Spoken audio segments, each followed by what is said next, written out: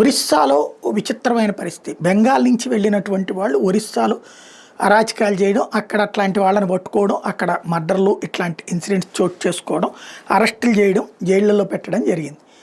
దాంట్లో దాని మీదన బెంగాల్ నుంచి ఒక టీంను పంపించింది మమతా బెనర్జీ. ఆ తర్వాత మమతా బెనర్జీ స్వయంగా బీజేపీ పాలిత రాష్ట్రాల్లో మా బెంగాలీలకు అన్యాయం జరుగుతోంది అన్నటువంటి నాటకం బిగించేసింది. అంటే అక్కడ ఉన్నటువంటి వాళ్ళని రెచ్చగొట్టడం. ఎందుకంటే వీళ్ళు బెంగాలీ మాట్లాడేటటువంటి ముస్లిం సామాజిక వర్గానికి సంబంధించిన వాళ్ళు. ఎవరు వీళ్ళు?